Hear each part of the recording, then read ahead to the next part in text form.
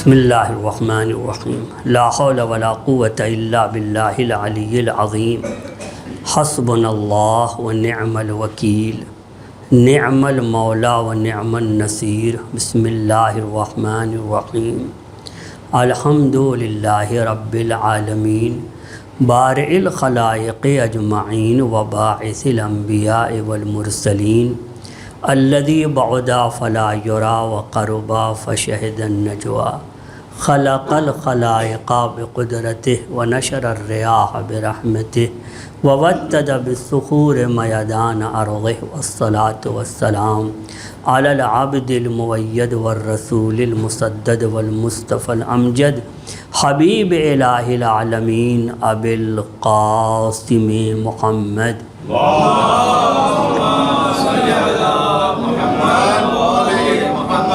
وعلى أهل بيته الطيبين الطاهرين المعصومين واللعنة الدائمة الباقية على أعدائهم ومنكري فضائلهم وغاصبي حقوقهم وناصبي شيعتهم من الآن إلى قيام يوم الدين أما بعد فقد قال الله تبارك وتعالى بسم الله الرحمن الرحيم الا لعنت اللہ علی الظالمین الذین یصدون عن سبیل اللہ ویبغونها عوجا وهم بالآخرۃ هم کافرون۔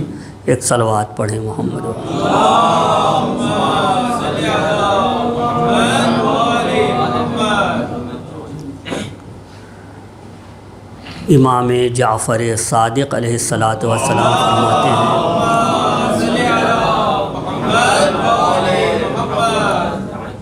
کہ سورہ ہود کی تلاوت برابر کیا کرو، پروردگار عالم اس کو تلاوت کرنے والے کو مومنین، انبیاء اور مرسلین میں شمار کرے گا، اور قیامت کے دن اس کا حساب بھی آسانی سے ہو جائے گا۔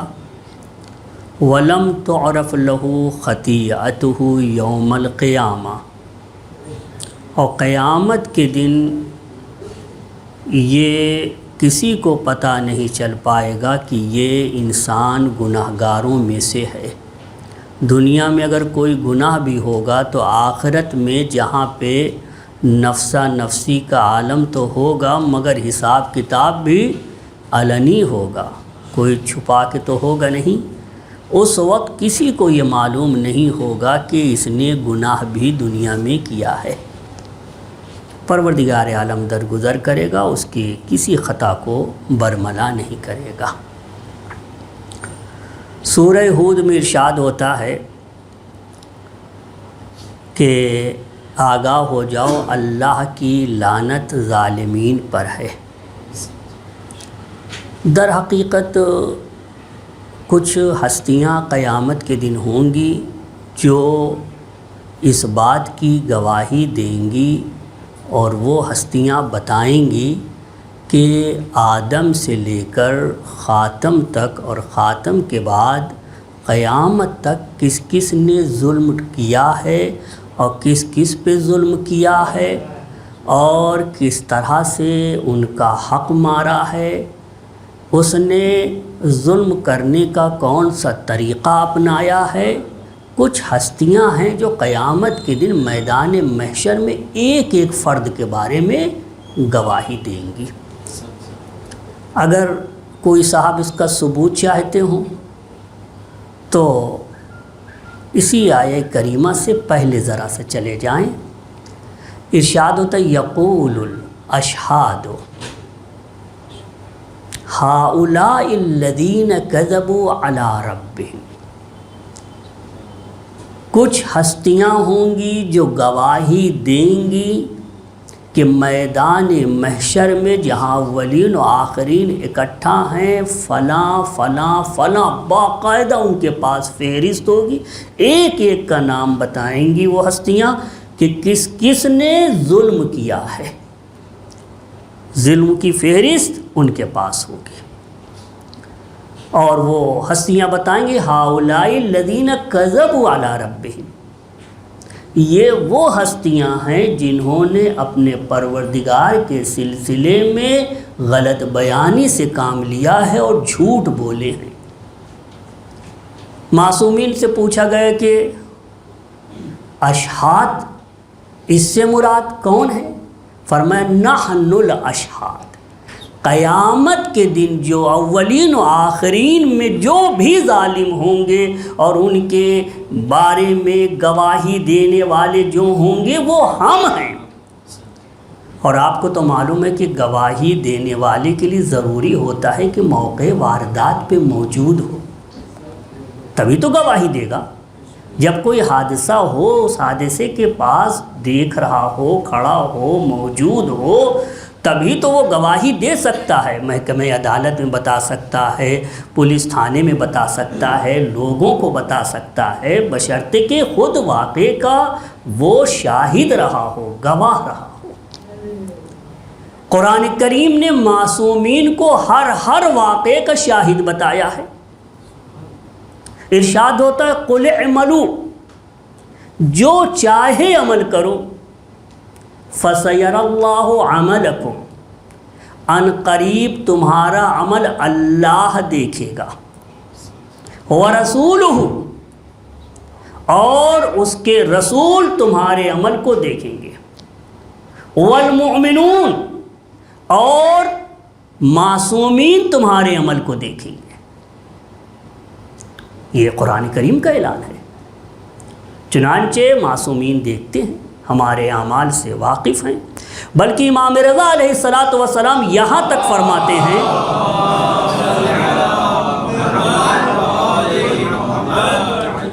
اذا نزلت بکم شدیدۃ فاستعینوا بنا، جب بھی کبھی کوئی مشکل پیش آ جائے تو ہمیں نہ بھولنا، ہمارے ذریعے سے مدد مانگنا، اور اگر تمہارے پاس وقت نہ ہو تو صرف نیت کر کے ہونٹ کو ہونٹ سے ملا لینا، ہم تمہاری حاجتوں کو سمجھ لیں گے، ہم تمہاری ضروریات کو سمجھ لیں گے اور تمہاری ضروریات ہم پوری کر دیں گے۔ تو کچھ ہستیاں ہیں جو قیامت کے دن ظالموں کا باقاعدہ نام بتائیں گی، اور وہ ہستیاں ظالمین کے کرتوتوں کو بتائیں گی، انہوں نے کیا کیا ظلم ڈھایا ہے، کس پہ ڈھایا ہے، کس مقام پہ ڈھایا ہے۔ اور اس وقت قیامت میں پھر اعلان عام ہوگا الا لعنت اللہ علی الظالمین، آگاہ ہو جاؤ خدا کی لعنت ہے ان تمام لوگوں پر جو ظالمین ہیں۔ ظالمین کی اگر تفسیر معلوم کرنا ہو، تشریح معلوم کرنا ہو، ظالمین کے بارے میں کچھ معلومات کرنا ہو کہ ان کا ظلم کیا تھا، کس طرح کا ظلم تھا، اگر آپ کو یہ معلوم کرنا ہو تو قرآن نے بھی ایک چیدہ ظلم کا انتخاب کیا ہے، ایک نہایت عظیم ظلم کا انتخاب کیا ہے، وہ یہ ہے الذین یصدون عن سبیل اللہ۔ ظالمین پہ لعنت ہے۔ ظالمین وہ لوگ ہوتے ہیں، وہ لوگ ہیں جو سبیل خدا سے روکتے ہیں۔ آپ معصومین سے معلوم کیجئے سبیل کون ہے؟ فرماتے نحن السبیل، ہم ہیں اللہ کی طرف کا راستہ، ہم ہیں صراط مستقیم۔ اور یہ صرف شیعوں کے ہاں تفسیر میں نہیں ہے، اہل سنت کے ہاں بھی دیکھ لیجئے گا۔ اہدنا الصراط المستقیم کی تفسیر آپ وہاں بھی معلوم کر لیجئے، شواہد التنزیل حسکانی کی ہے، اہل سنت سے ہے، اس سے معلوم کر لیجئے، تفسیر میں دیکھ لیجئے اہدنا الصراط المستقیم کا مطلب کیا بتایا ہے کہ ائمہ طاہرین اللہ کی طرف کا راستہ ہیں، وہ اللہ تک پہنچاتے ہیں۔ صراط مستقیم یہ ہستیاں ہیں، ان ہستیوں کو صراط مستقیم کہا گیا ہے، یہ ہے۔ تو جو لوگ اللہ کی راہ سے دوسروں کو روکتے ہیں، یعنی ائمہ طاہرین کے پاس آنے سے روکتے ہیں، ہاں کہ ان کے پاس نہ جاؤ، چنانچہ جس معصوم کا تذکرہ چل رہا ہے جناب محسن ابن علی ابن ابی طالب علیہ السلام،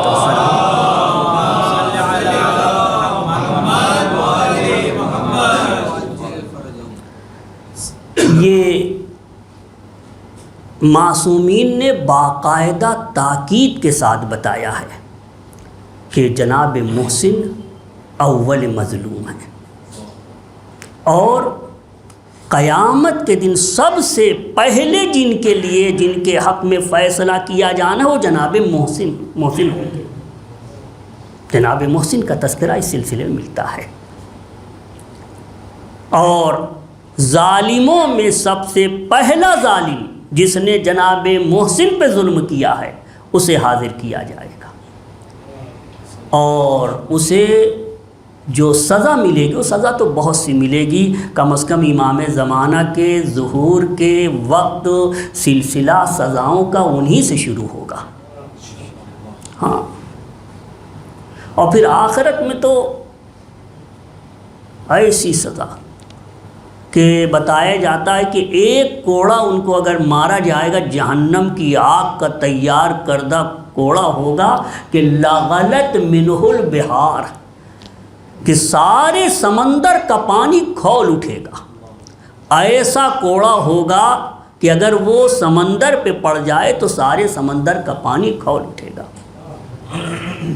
جی، پہاڑوں پہ پڑ جائے تو پہاڑ پگھل جائیں گے لذابت۔ عزیزو، یہ جناب محسن کا جو واقعہ پیش آیا ہے، مؤلفین نے، مصنفین نے، رائٹرز نے، کتابوں کی تالیفات کرنے والوں نے جو ترتیب دیا ہے واقعات کو، ان واقعات کی ترتیب سے یہ پتہ چلتا ہے کہ جناب محسن کی شہادت پہلے واقع ہوئی ہے، بعد میں فدق غصب ہوا ہے، اس کے بعد بی بی وہاں مسجد نبوی میں جاتی ہیں اور خطبہ دیتی ہیں۔ ذرا آپ اندازہ لگائیے کہ جناب محسن کی شہادت پہلے ہوتی ہے، اور شہادت کے بعد پھر کچھ دنوں کے بعد اطلاع ملتی ہے کہ فدق غصب ہو گیا۔ پھر اس کے بعد بی بی آتی ہیں مسجد نبوی میں، ایک طویل خطبہ دیتی ہیں۔ اندازہ یہ لگائیے کہ اس وقت جسم مبارک پہ کتنے مصائب ڈھائے جا چکے ہیں، اور ان تمام مصیبتوں کے باوجود مسجد نبوی آتی ہیں اور وہاں آ کے اپنے مصائب کا بھی تذکرہ کرتی ہیں، فدق کا بھی تذکرہ کرتی ہیں، مولائے کائنات علی ابن ابی طالب علیہ السلام کی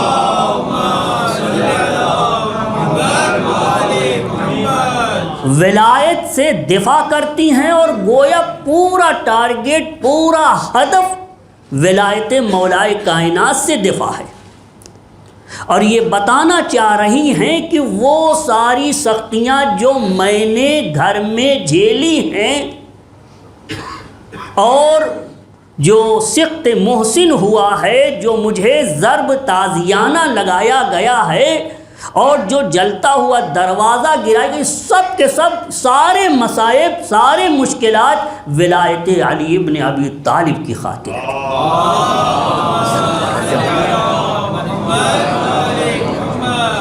عزیزو، ایک تھوڑا سا اقتباس بیان کریں گے تاکہ اس کے بعد کچھ بات واضح ہو سکے۔ بی بی اس زمانے کو، اس وقت کے حالات کو تمام کے سامنے بیان کر رہی ہیں۔ مہاجرین بھی موجود ہیں، انصار بھی موجود ہیں۔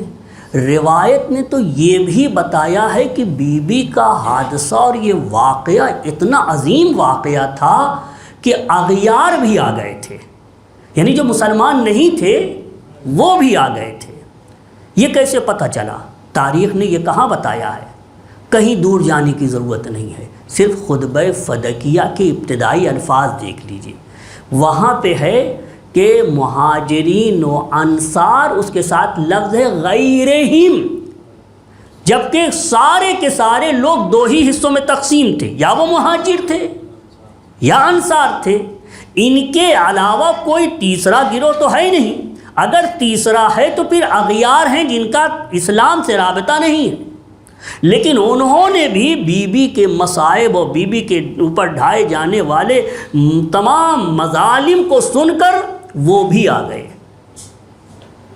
چونکہ سب ایک دن میں تو ہوا نہیں، پورے مدینے میں خبر پہنچ گئی، اطراف مدینے میں خبر پہنچ گئی کہ جس گھر میں وحی نازل ہوتی تھی، جہاں جبرائیل آتے تھے، جہاں میکائیل آتے تھے، جو ملائکہ کا آمد و شد کا محل تھا، وہاں پہ اس طرح کی بات ہو گئی کہ نبی کی بیٹی کے اوپر جلتا ہوا دروازہ گرایا گیا اور محسن سقط ہو گئے، ایک بچہ 6 ماہ کا جو شکم مادر میں تھا وہ ساقط ہو گیا۔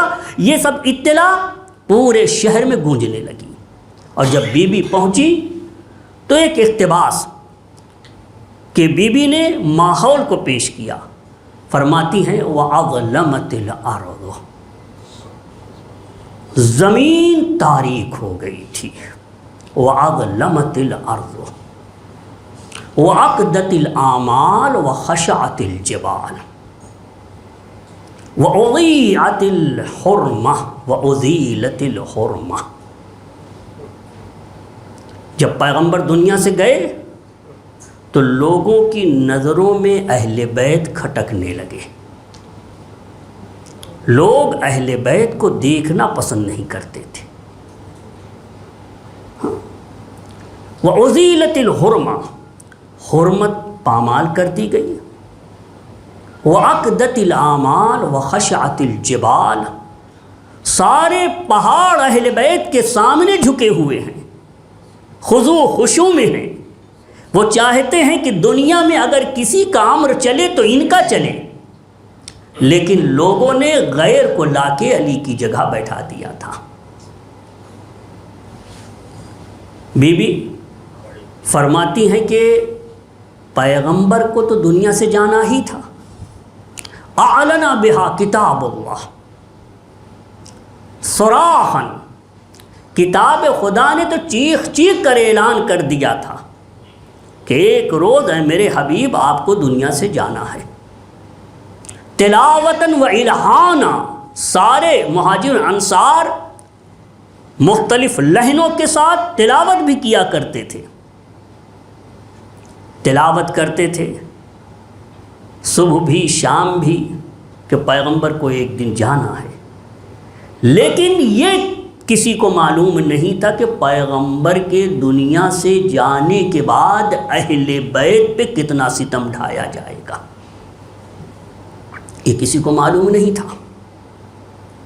بی بی فرماتی وما محمد الا رسول قد خلت من قبلہ الرسل افإن مات او قتل انقلبتم علی اعقابکم۔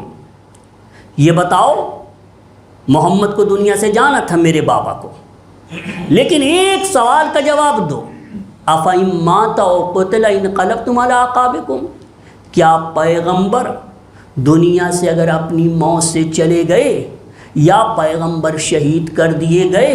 دیکھیے بی بی اشارہ دے رہی ہیں کہ پیغمبر دنیا سے شہید گئے ہیں، کیوں؟ اس لیے کہ معصوم فرماتے ما منا الا مسموم او مقتول، ہم 14 میں ہر شخص یا وہ تلوار سے شہید ہو کے جائے گا یا وہ زہر سے شہادت کے ذریعے سے جائے گا۔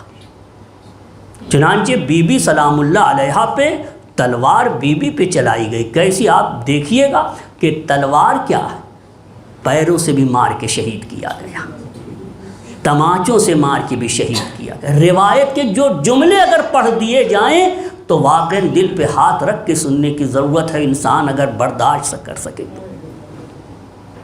ہر طرح سے شہید کیا گیا بی بی کو۔ چنانچہ 14 کی 14 کو امام زمانہ کے بارے میں ملتا ہے کہ حضرت کو بھی شہید کیا جائے گا۔ فرماتی وما محمد الا رسول قد خلت من قبلہ الرسل افإن مات او قتل، یہ بتاؤ کہ پیغمبر اگر اپنی موت سے دنیا سے چلے گئے او قتل یا شہید ہو گئے انقلبتم علی اعقابکم، کیا تم پچھلے پاؤں پلٹ جاؤ گے؟ کتنی عظیم بات کہی ہے بی بی نے۔ انقلبتم عربی زبان میں یہ لفظ انقلبتم یہ ماضی کا صیغہ ہے، ماضی یعنی پاسٹ ٹینس ہے۔ جب یہ پاسٹ ٹینس ہے تو اب اس کا ترجمہ کیجئے، انقلبتم یعنی تم پلٹ گئے۔ اب آپ سمجھیے کہ پاسٹ ٹینس کیوں استعمال کیا ہے؟ پیغمبر کے بعد یہ بدلیں گے، پیغمبر کے بعد بدلیں گے تو یہ فیوچر ہونا چاہیے، کیوں پاسٹ ٹینس بتایا ہے؟ پاسٹ ٹینس اس لیے اللہ نے استعمال، دیکھیے اللہ جب کوئی بات بتاتا ہے تو اپنے سمجھنے کے لیے نہیں بتاتا ہے، وہ ہمیں سمجھانے کے لیے بتاتا ہے۔ اگر خدا یہ کہہ رہا ہے کہ کیا تم پلٹ جاؤ گے تو کبھی یہ نہ سمجھنا کہ اللہ کو پتہ نہیں تھا، اللہ ہمیں بتانا چاہتا ہے، اور یہ بتانا چاہتا ہے کہ جو چیز فیوچر میں ہوگی تو اس کو یہ نہ سمجھنا کہ وہ ہوگی، کون کہہ رہا ہے، کہاں کہہ رہا ہے، کس کی زبان سے جملہ نکلا ہے، قرآن میں ہے، اللہ نے فرمایا ہے، اور اس کی زبان پہ جاری کر کے فرمایا ہے، جو اپنی خواہش سے کلام نہیں کرتا، اس ذات نے فرمایا ہے۔ چنانچہ جو آئندہ ہوگا وہ اتنا یقینی ہے، اتنا شیور ہے، اتنا قطعی ہے کہ اللہ نے اس کو پاسٹ ٹینس میں استعمال کیا ہے، جیسے پاسٹ بالکل یقینی ہوتا ہے، 100% اس پہ بلیو کرتا ہے پاسٹ پہ، اسی لیے اللہ نے فیوچر رکھا ہے تاکہ یاد رکھو یہ ضرور بہک جائیں گے، ضرور راستے سے ہٹ جائیں گے، ضرور اہل بیت کو چھوڑ دیں گے، ضرور اہل بیت کو ستائیں گے۔ انقلبتم علی اعقابکم، تم گویا پچھلے پاؤں پلٹ چکے ہو۔ دیکھا آپ نے کہ جیسے ہی پیغمبر دنیا سے گئے کہاں چلے گئے؟ علی کو چھوڑ دیا، غسل علی نے دیا، کفن علی نے دیا، نماز علی نے پڑھائی، اور یہ بھی نہیں کہ جیسے مہلت نہ ملی ہو، جلدی جلدی علی نے کر دیا ہو، نہیں، مولا کائنات ہیں، سر اللہ ہیں، اللہ کا راز ہیں، ایک ایک چیز سے واقف ہیں، کبھی لوگوں کی زبان نہ کھلے کہ علی نے جلدی کر دی، ٹائم دیا۔ عزیزو پیغمبر نے ایک جملہ فرمایا تھا، بہت سی توجہ سے سنیے گا، فرمایا تھا اے علی آپ اور آپ کے شیعہ کامیاب ہیں، آپ اور آپ کے شیعہ کامیاب ہیں۔ یہ کیوں نہیں کہا کہ میں اور میرے شیعہ کامیاب ہیں؟ پیغمبر اپنے لیے کیوں نہیں فرما رہے ہیں کہ میں اور میرے شیعہ کامیاب ہیں؟ کیونکہ پیغمبر جانتے تھے کہ جیسے ہی میں دنیا سے چلا جاؤں گا میرا دین بدلا جائے گا، میری نماز بدلی جائے گی، میرا روزہ بدل دیا جائے گا، میرا حج بدل دیا جائے گا۔ اگر کوئی ایسی ذات ہے جو میری بات پہ 100% عمل کرے گی تو وہ ذات علی ابن ابی طالب ہے۔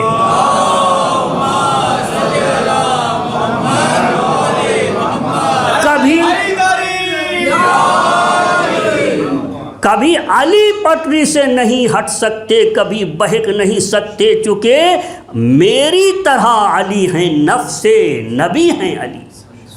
اس وجہ سے فرمایا کہ میرا مکمل دین میرے بعد علی کے پاس محفوظ رہے گا، لہذا جو علی کا شیعہ ہے بس وہی کامیاب ہے، کیونکہ علی کے شیعہ ہی کے پاس دین رسول موجود ہے۔ ایک صلوات پڑھیں محمد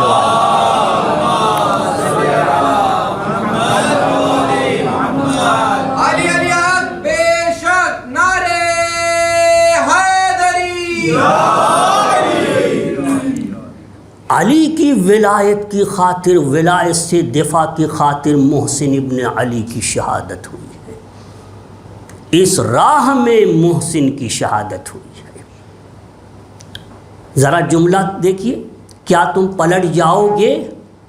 آپ پڑھیے، تاریخ پڑھیے، کہیں سے آپ کو سراغ ہی نہیں ملے گا، پتہ ہی نہیں چل پائے گا۔ آپ پڑھیے تاریخ، کتابیں پڑھیے۔ آج تو یہ کتاب کسی کی جائیداد تو ہے نہیں، ہر ایک کتاب پڑھ سکتا ہے، نہیں پڑھ سکتا کمپیوٹر پہ پڑھے، دیکھے، لفظ کو ڈالے، پورے حالات سامنے آ جاتے ہیں۔ دیکھ لے کہ کیا رسول کے دنیا سے جانے کے بعد لوگوں نے لا الہ الا اللہ چھوڑ دیا تھا؟ نہیں چھوڑا، سب نے لا الہ الا اللہ پڑھا، اور سب پڑھتے تھے، اذان ہوتی تھی۔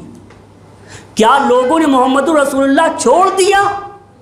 نہیں چھوڑا، اذان میں تھا، اذان ہوتی تھی۔ پھر انقلاب کیسا ہو گیا؟ کیا تم لوگ منقلب ہو جاؤ گے، پلٹ جاؤ گے؟ اگر انقلاب ہوا ہے تو علی کے مسئلے میں ہوا ہے، اشہد ان علی ولی اللہ۔ یہی ایک کلمہ ہے جو بعد وفات رسول نہیں پڑھا گیا، کیونکہ لا الہ الا اللہ سب پڑھتے تھے، محمد رسول اللہ سب پڑھتے تھے۔ اگر کوئی ہٹا ہوا تھا تو علی سے ہٹا ہوا تھا۔ تو دیکھا آپ نے، علی سے ہٹنا دین سے ہٹنا ہے، انقلاب ہے دین میں، دین کو پلٹ دینا ہے، دین کو بدل دینا ہے، دین کو متغیر کر دینا ہے، دین کو دگرگوں کر دینا ہے، دین میں تصرف ہے اگر علی کو ہٹا دیا تو۔ ہاں جی، تو بی بی فرماتی ہیں کہ ما محمد الا رسول قد خلت من قبلہ الرسل افإن مات او قتل انقلبتم علی اعقابکم۔ کیا تم پچھلے پاؤں پلٹ جاؤ گے؟ یاد رکھو، لن یضر اللہ شیئا، اگر کوئی ایسا کرے گا تو اس نے اللہ کو ہرگز ہرگز نقصان نہیں پہنچایا۔ اور یہ یاد رکھو، ہمارا بھی اس نے کچھ نہیں بگاڑا، اس نے اپنی آخرت برباد کی ہے۔ سیجزی اللہ الشاکرین، جو راہ علی پہ رہے گا اور کلمہ توحید و رسالت کے ساتھ کلمہ ولایت پڑھے گا، خدا ان کا قدرداں رہے گا۔ سیجزی اللہ الشاکرین، خدا شاکرین کو جزائے خیر دے گا۔ عزیزو، ایک صاحب مجمع عام میں کھڑے ہو گئے کہ یا علی، آپ کے محسن کی شہادت ہو جاتی ہے اور آپ کی بیوی کے ساتھ یہ جسارت کہ جلتا ہوا دروازہ ان پہ گرایا گیا، کوڑے لگائے گئے، اور خود آپ کی گردن میں رسی ڈال کر آپ کو کھینچ کے لے جایا گیا، اور آپ نے تلوار نہیں اٹھائی۔ جنگ نہروان سے واپسی کے موقع پر گفتگو ہوتے ہوتے اس طرح کی گفتگو پیش آ گئی۔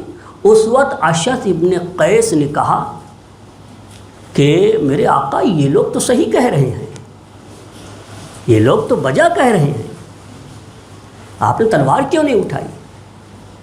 آپ نے فرمایا کہ ما زلت مظلوما مستعصرا علی حق، یاد رکھو میں مسلسل مظلوم تھا اور مظلوم ہوں۔ لوگوں نے میرے حق پہ قبضہ کیا، میرا حق مارا، لیکن حکم رسول کے مطابق میں خاموش رہا۔ اشعث بن قیس نے کہا کہ اے میرے آقا، تلوار تو آپ کے پاس تھی، اٹھاتے اور آپ سب کا کام تمام کر دیتے۔ آپ نے فرمایا کہ اگر تو نے سوال کیا ہے تو میرے جواب کو بھی یاد رکھنا۔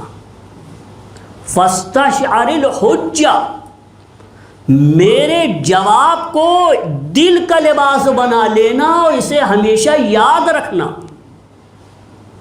فاستشعر الحجہ، وعی، اور جواب کو ذہن میں محفوظ کر لینا۔ یاد رکھو، میں مظلوم ہوں اور میں نے 6 نبیوں کی سنت کی پیروی کی ہے، 6 نبیوں کی میں نے اقتدا کی ہے، ان کی تاسی کی ہے۔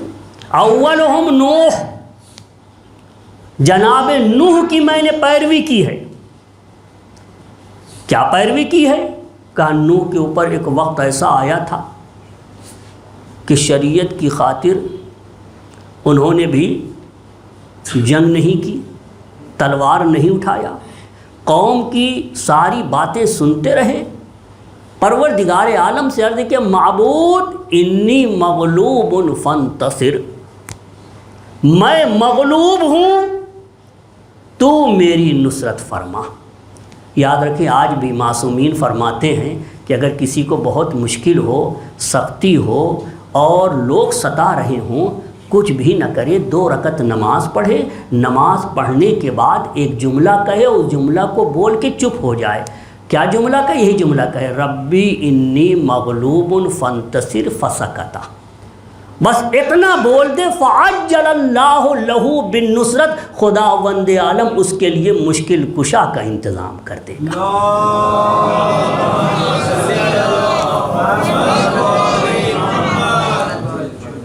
ہاں عزیزو، لہذا میں نے نوح کی پیروی کی ہے، اور اگر کوئی صاحب یہ کہتے ہیں کہ نوح کو کوئی خوف لاحق نہیں ہوا، انہوں نے خامخواہ یہ جملہ کہا ہے، تو اگر مسلمان ہے تو وہ کافر ہو جائے گا۔ لہذا میرے لیے بھی یہی صورتحال پیش آئی تھی۔ فرمایا کہ لوط، جناب لوط پیغمبر اپنی قوم کو بدفعلی کرنے سے بچا رہے تھے، نصیحتیں کرتے تھے، لیکن جناب لوط کی بات کوئی نہیں مانتا تھا۔ تو ایک مرتبہ بارگاہ پروردگار میں عرض کیا، معبود لو ان لی، ان سے مخاطب بھی ہوئے، لو ان لی بکم قوت او آوی الی رکن شدید، کاش میرے پاس طاقت ہوتی تو میں تمہارا مقابلہ کرتا۔ اگر کوئی یہ کہتا ہے کہ جناب لوط بغیر خوف کے یہ جملہ انہوں نے استعمال کیا تو وہ کافر ہے، یہ مولا کائنات فرما رہے ہیں۔ اس کے بعد جناب ابراہیم کی سنت کی میں نے پیروی کی ہے، میں نے ان کی بھی اقتدا کی ہے۔ جناب ابراہیم نے جب دیکھا کہ لوگ مجھے چھوڑ دیتے ہیں اور بتوں کی طرف جا رہے ہیں، میری طرف توجہ نہیں دے رہے ہیں، میری کسی بات پہ دھیان نہیں دیتے ہیں، میری طرف اعتنا نہیں کرتے، تو ایک مرتبہ فرماتے ہیں کہ اعتزلکم وما تدعون، میں اب گوشہ نشین ہو جاؤں گا تم سے بھی اور تمہارے خداؤں سے بھی۔ اگر کوئی یہ کہتا ہے کہ جناب ابراہیم نے یہ جملہ بغیر کسی خوف کے کہا ہے تو وہ کافر ہے۔ اور اس کے بعد فرماتے ہیں کہ جناب موسیٰ کو دیکھو، جناب موسیٰ کہتے ہیں فَفَرِرْتُ مِنْكُمْ لَمَّا خِفْتُكُمْ، میں جب تم سے خوف محسوس کر لیا، میں نے جب محسوس کر لیا خوف کو، تو میں تم سے فرار ہو کر چلے گئے تھے مدین۔ اگر کوئی کہتا ہے کہ موسیٰ کو کوئی خوف نہیں تھا یوں ہی چلے گئے، مولا فرماتے ہیں وہ انسان کافر ہے، کیونکہ قرآن کی آیت کا انکار کر رہا ہے۔ اور جناب ہارون، جب موسیٰ 40 رات پورا کر کے جب کوہ طور سے واپس آئے ہیں تو ایک مرتبہ دیکھا کہ پوری قوم گوسالہ پرستی میں لگ گئی ہے، بہت غصہ ہوئے تھے۔ اس وقت جناب ہارون نے عرض کیا کہ اے موسیٰ، میں نے انہیں بہت سمجھایا، بہت نصیحت کی، یبن ان القوم استضعفونی وکادوا ان یقتلوننی، اے میرے بھائی، حالات ایسے ہو گئے تھے کہ انہوں نے مجھے قتل کرنے کی دھمکی دے دی تھی، مجھے کمزور سمجھ لیا تھا۔ اس لیے ادھر مولا فرماتے ہیں کہ اگر کوئی یہ کہے کہ جناب ہارون کو کوئی خوف نہیں تھا، بغیر خوف کی یہ جملہ کہا ہے، تو وہ انسان کافر ہے۔ فرماتے میں نے پیغمبر کی بھی تعصی کی ہے۔ کب؟ جب پیغمبر نے مجھے شب ہجرت اپنے بستر پر لٹایا تھا اور پیغمبر مجھے چھوڑ کر روانہ ہو گئے تھے اور غار کی طرف چلے گئے تھے، اگر کوئی کہے کہ پیغمبر کو کوئی خوف نہیں تھا اور پیغمبر یوں ہی چلے گئے تو وہ انسان کافر ہے۔ عزیزو، یہ ساری باتیں سن رہے ہیں نا آپ لوگ؟ توجہ ہے؟ بس اس میں آپ کو جو مجھے بتانا ہے وہ یہ بتانا ہے کہ بار بار میں ایک لفظ خوف استعمال کر رہا ہوں اور بار بار یہ کہہ رہا ہوں کہ اگر کوئی بغیر ڈرے ہوئے چلا جاتا ہے اور ہم قائل بھی ہیں کہ وہ ڈر نہیں رہے تھے یوں ہی چلے گئے تو وہ کافر ہے. یہی جملہ تو بار بار بول رہا ہوں میں. یاد رکھیے یہ ڈرنا اپنی ذات کے لیے نہیں ہے, یہ اپنے نفس کے لیے نہیں, دین کے لیے ڈرنا ہے, دین کے لیے ڈرنا ہے, اللہ کے لیے خوف ہے. اسی لیے مولا کائنات فرماتے لم یوجس موسیٰ علیہ السلام خیفتاً علی نفسہ بل اشفق من غلبۃ الجہال ودعا للضلال اليوم تواقفنا علی سبیل الحق من وثق بما لم یظمأ. مولا کائنات فرماتے ہیں کہ اگر کوئی انسان یہ گمان کرے کہ موسیٰ ڈر گئے تھے تو لم یوجس علی نفسہ, نفس موسیٰ پہ کسی کو خوف نہیں تھا, یعنی موسیٰ اپنے بارے میں نہیں ڈر رہے تھے. بل اشفق من غلبۃ الجہال, بلکہ موسیٰ کو ڈر تھا کہ کہیں دین پر جاہلوں کا غلبہ نہ ہو جائے. وَدُعَا لِلضَّلَالِ, جاہلوں کا غلبہ ہو جائے گا, پھر گمراہ لوگ حکومت کریں گے. اس بات کا اندیشہ تھا. مجھے بھی یہی اندیشہ تھا, مجھے بھی یہی ڈر تھا. یہی وجہ ہے کہ میں نے تلوار نہیں اٹھائی, اور میں یہ جانتا ہوں کہ جب بھی کوئی ان کے پاس جائے گا تو اپنا جواب حاصل نہیں کر پائے گا, اسے اطمینان نہیں ہوگا. آخر میں وہ تلاش کرے گا کہ کون ہے نبی کا واقعی خلیفہ. جب وہ ڈھونڈتے ہوئے مجھ تک پہنچے گا اور میں مسائل کو حل کر دوں گا تو یہی کہتے ہوئے نظر آئیں گے لولا علی لہلک.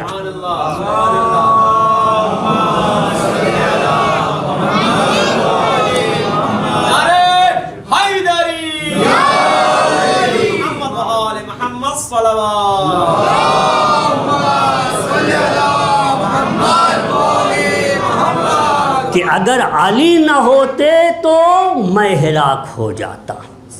کتنی بار اس نے کہا, اور دوسرے صاحب بھی برابر کہتے تھے عقیلونی عقیلونی لستو بخیر وعلی فیکم, مجھے معاف رکھو, علی کے پاس تو ہر سوال کا جواب ہے, علی کے پاس ہر چیز کا حل موجود ہے. قرآن کی تفسیر انہی سے پوچھی جائے اور حدیث کی تعلیم انہی سے لی جائے, ہر چیز انہی سے معلوم کی جا سکتی. اسلام حقیقی تو انہی کے پاس ہے, مجھے معاف رکھو. جب کچھ حل نہیں کر پاتے تھے تو وہ یہ جملہ بولتے.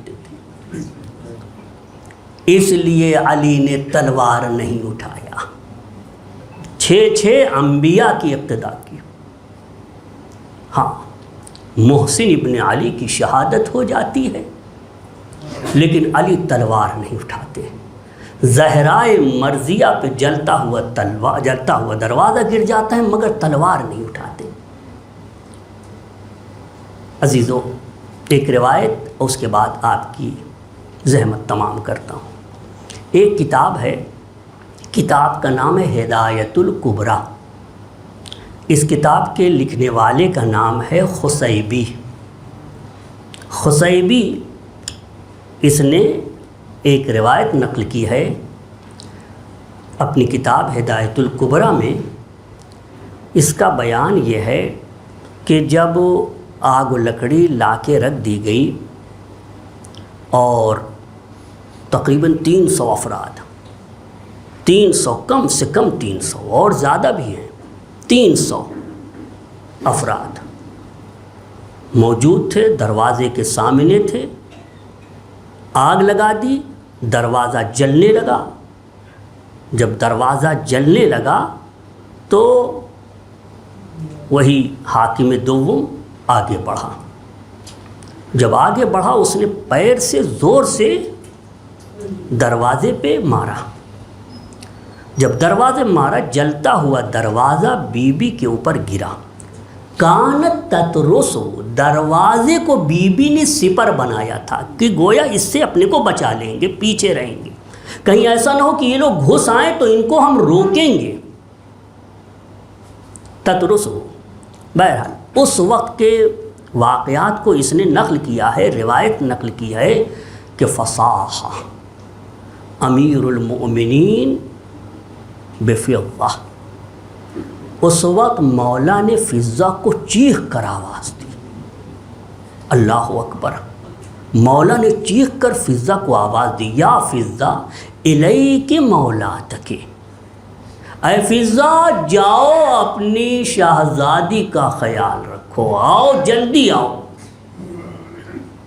الیک مولاتک فاقبلی ما یقبل النساء۔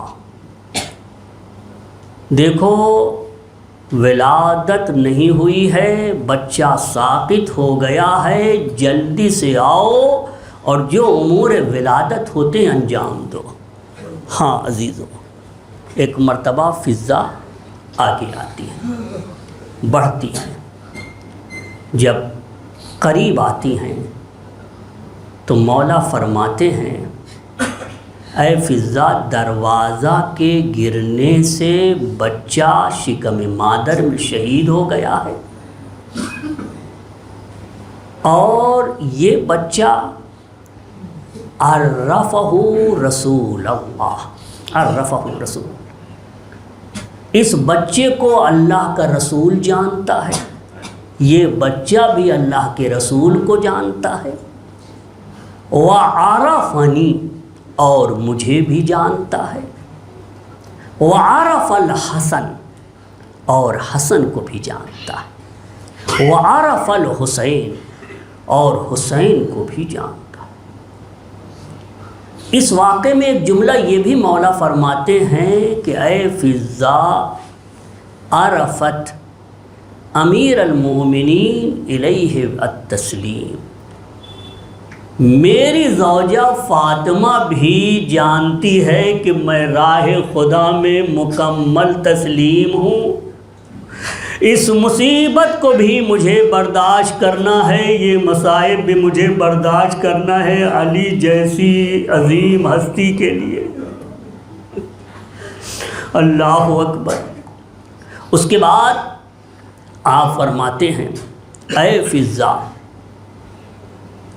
واریہ بقعر البیت، گھر کے بیچوں بیچ میں ایک گڑھا کھودو، ایک قبر بناؤ، قبر بنا کے محسن کو دفن کر دو، فَإِنَّهُ لَاحِقٌ بِجَدِّهِ، یہ محسن اپنے جد سے ملے گا، ملاقات کرنے والا۔ عزیزو، زہرائے مرضیہ بھی اسی واقعے کو بیان کرتی ہیں، اسی واقعے کو بیان کرتی ہیں، اور اس کے بعد ایک جملہ فرماتی ہیں کہ اتنے حالات کے بعد میرے آقا علی نے مجھے ایک مرکب پہ سوار کیا رات کے وقت، اور ایک ایک مہاجر کے گھر پہ گئے، کہا کہ میں بھی تھی، میری دونوں بیٹیاں زینب و ام کلثوم بھی تھیں، اور میرے دونوں بیٹے حسن حسین، سب کو ساتھ لیا، چھوٹے چھوٹے بچے، اور بیوی کو مرکب پہ بیٹھایا، اور ایک ایک انصار مہاجر کے گھر پر گئے، دستک دی کہ وہ غدیر کا وہ عہد، وہ تمہارا جگہ جگہ میری بیعت کرنا، یہ سب کہاں ہے، کیا تم بھول گئے ہو؟ انہوں نے سب نے کہا اے علی آپ تاخیر سے آئے ہیں، ہم کسی کی بیعت کر چکے ہیں۔ ہاں عزیزو، اس واقعے کے ساتھ یہ جملہ، عزیزو اگر آپ نے یہاں تک ہمارا ساتھ دیا ہے، اب عزیزو میں آپ کو بتاؤں محسن بن عقیل کتنے بڑے مظلوم، ان کی شہادت تو ہوئی، جناب زینب جناب زہرا سلام اللہ علیہ پہ کتنا ظلم ڈھایا گیا، مولائے کائنات کے گلے میں رسی باندھی گئی، یہ سب کچھ ہوا۔ اب تھوڑے دنوں کے بعد زہرا دربار میں جا رہی ہیں، دربار یعنی وہی مسجد نبوی میں جا رہی ہیں، مسجد نبوی میں پہنچی، اور پہنچنے کے بعد جب خطبہ تمام ہوا، ادھر مولائے کائنات گھر میں انتظار کر رہے ہیں، مسجد نبوی سے واپس آئیں، ایک مرتبہ علی سے مخاطب ہو کے کہتی ہیں یا ابن ابی طالب اشتملت شملت الجنین، آپ گھر میں ایسے بیٹھے ہیں جیسے ماں کے شکم میں جنین ہوتا ہے، اتنے زیادہ آپ گوشہ نشی ہو گئے۔ ہاں عزیزو، اشتملت شملت الجنین وقعدت حجرت الظنین، نہ ایسا لگتا ہے کہ لوگوں نے آپ پہ تہمتیں لگا دی ہیں، آپ ہی مجرم ہیں، آپ نے لوگوں کے ساتھ ظلم کیا ہے، آپ نے لوگوں کو ستایا ہے، ایسا لگتا ہے کہ آپ ہی مجرم ہیں اور آپ ہی نے ظلم ڈھایا ہے۔ فرماتے اشتملت شملت الجنین وقعدت حجرت الظنین نقصت قادمت العجل فقانک ریش العازل، آپ نے ایک سے ایک پہلوانوں کو میدان میں پچھاڑ کر رکھ دیا، یہ کیا کر سکتے ہیں، یہ آپ کا کیا بگاڑ سکتے ہیں۔ فقانک ریش العازل حاذ ابن ابی قحافہ یبتزنی نحیلت ابی وبلیغت ابنی لقد اجہد خصامی، اس نے مجھ پر بھی ظلم کیا، میرے بیٹوں پہ بھی ظلم کیا، عزیزو میرے بیٹوں پہ بھی ظلم کیا۔ حاذا ابن ابی قحافہ یبتزنی نحیلت ابی وبلیغت ابنی لقد اجہد فی خصامی والفیتہ علد فی کلامی۔ فرماتی ہیں اے میرے آقا علی، میں دربار میں گئی، لیتنی کاش آپ کو معلوم ہوتا، آپ وہاں ہوتے، فلا دافع، ایک بھی مجمع سے نہیں اٹھا کہ نبی کی بیٹی کی مدد کرے، ولا ناصرہ ولا شافعہ، کوئی یہی اٹھ کے کہہ دیتا کہ نبی کی بیٹی صحیح کہہ رہی ہے، ایک بھی نہیں اٹھا۔ فلا دافع ولا ناصرہ ولا شافعہ خرجت کاظمۃ وعدت راغما، عذیری اللہ منک عادیہ ومنک حامیہ وإلی کل شارق وإلی کل غارب مات العمد ووہن العضد۔ ہائے میرا بابا دنیا سے چلا گیا، جاتے ہی یہ بازو کمزور پڑ گئے، میرے شوہر کے بازو کمزور پڑ گئے، ووہن العضد شکوائے الی ابی وعدوائے الی ربی۔ اللہم اس وقت ایک جملہ فرماتی ہے، لیتنی مت قبل حنیتی، ارے کاش مجھے موت آ جاتی، میں دربار میں نہ ہوتی اور اس ذلت کا سامنا نہ کرنا پڑتا۔ لیتنی مت قبل حنیتی ودون ذلتی، عزیزو محسن شہید ہو گئے مگر یہ جملہ نہیں کہا، بی بی کے اوپر جلتا دروازہ کیا مگر یہ نہ کہا کہ لا یا لیتنی مت قبل حنیتی، کاش میں دربار میں لوگوں کے سامنے ذلت کا سامنا نہ کرتی اور میں وہاں جانے سے پہلے مر گئی ہوں۔ لیتنی مت قبل حنیتی ودون ذلتی، عذیری اللہ منک عودیہ وفیک حامیہ وإلی کل شارق وإلی فی کل غارب مات العمد ووہن العضد شکوائے الی ابی وعدوائے الی ربی۔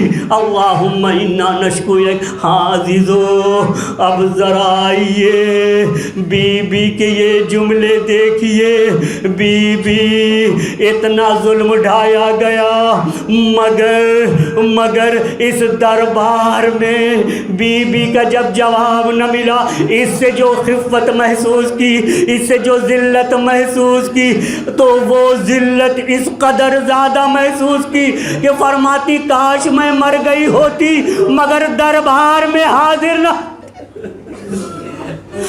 ذرا اندازہ لگائیے نبی کی بیٹیوں کا، زہرا کی بیٹیوں کا۔ عزیزو بچن جملے آپ کو اب میں کربلا کی طرف لے آ رہا ہوں، کربلا کی طرف لے آ رہا ہوں۔ بی بی یقیناً آپ بڑی مظلومہ ہیں، بہت بڑی مظلومہ ہیں، لیکن آپ کے شوہر موجود ہیں اور یہ بچے بھی ہیں، یہ سارے نبی زادیاں بھی موجود ہیں، لیکن ذرا کربلا میں آئیے۔ بی بی یہاں آپ کے ساتھ بنی ہاشم کی خواتین موجود ہیں، کسی میں جرأت نہیں جو آپ کے قریب آ سکے، آپ مسجد نبوی میں موجود ہیں۔ ہاں عزیزو، لیکن ذرا کربلا تشریف لائیے۔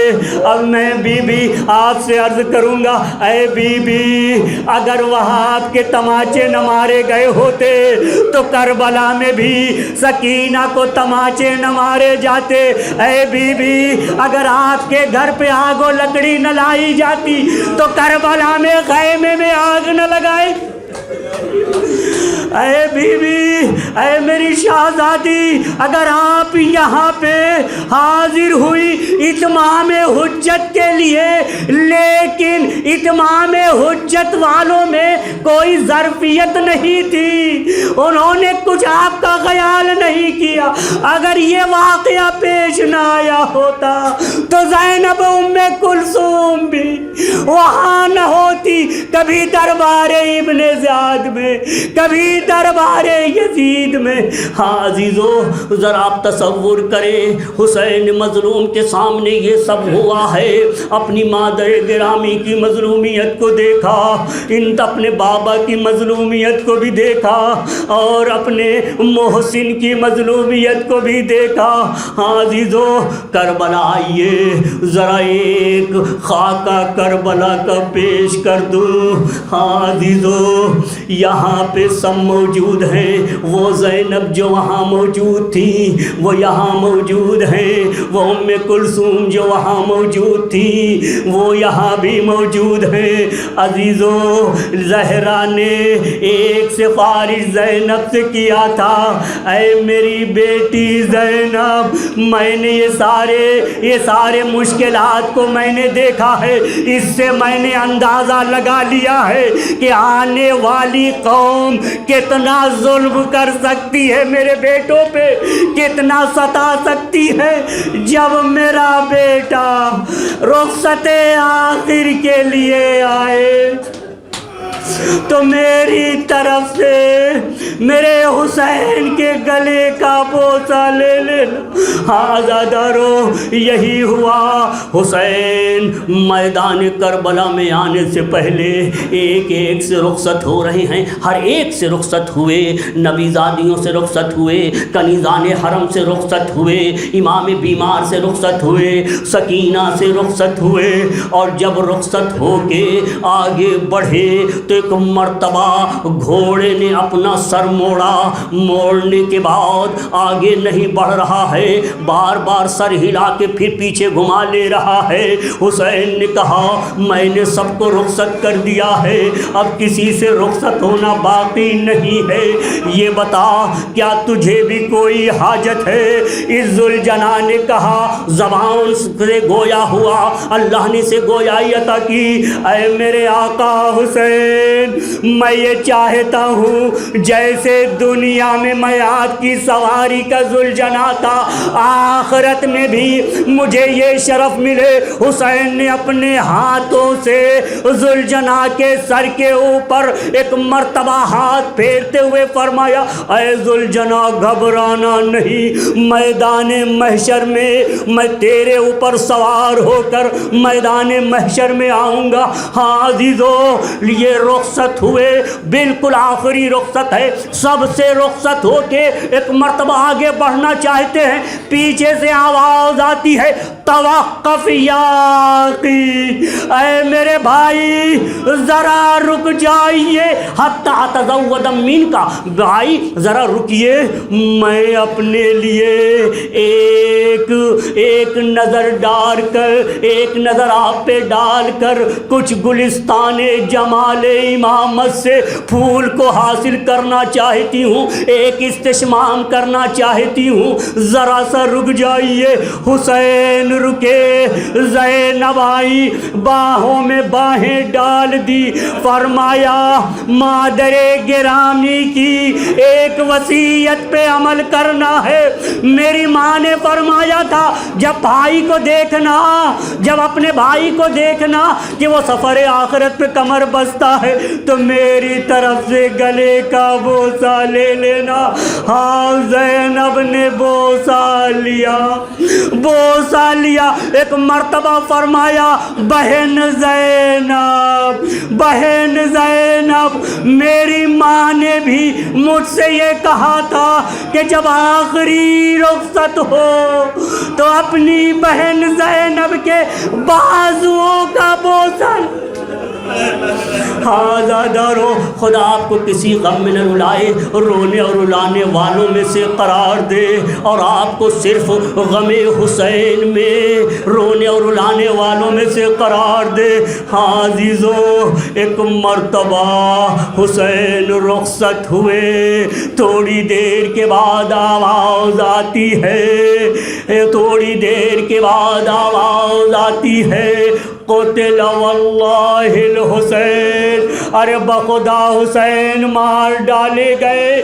زینب دوڑتے ہوئے آتی ہیں، اپنے بھائی کو ڈھونڈتی ہیں، بھائی نظر نہیں آ رہا ہے، چاروں طرف ڈھونڈتی ہیں، دکھائی نہیں دے رہا ہے۔ تھوڑی دیر پہلے بھائی کو دیکھا تھا تو سر و بدن سالم تھا، لیکن اب سر و تن میں جدائی ہو چکی ہے۔ بھائی کو ڈھونڈ رہی ہے، بھائی نظر نہیں آ رہا ہے۔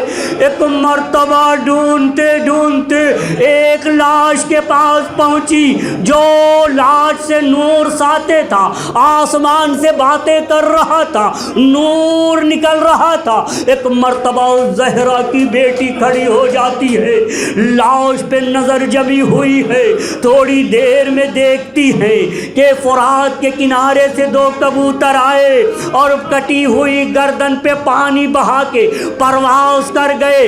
ایک مرتبہ فرماتی ہے انت اخو زینب، کیا آپ ہی زینب کے بھائی ہیں؟ انت ابن ابی ابن والدی۔ ہاں عزیزو، ایک مرتبہ زہرا کی بیٹی نے اپنی مادر گرامی کی وصیت پہ عمل کر چکی تھی، گلے کا بوسہ لے لیا تھا، لیکن اب ایک اور بوسہ لینا چاہ رہی ہے، مگر بدن سالم نہیں ہے، ہر مقام پر نیزوں کے زخم ہے، تلواروں کے زخم ہے۔ اب بوسہ لے، کہاں بوسہ لے؟ فقبلت النحر المنحور، کٹی ہوئی گردن سے جو خون ابل رہا تھا، ایک مرتبہ اپنے دہن کو رکھا اور ایک مرتبہ اس کا بوسہ لیا۔ ارے اس مقام کا بوسہ لیا کہ خود زہرا نے بھی بوسہ نہ لیا تھا، خود نانا نے بھی بوسہ نہ لیا تھا، خود بابا نے بھی بوسہ نہ لیا تھا۔ قبلت النہر المنحور والودج المقطوع باطن ما قبلہ النبی ظاہر۔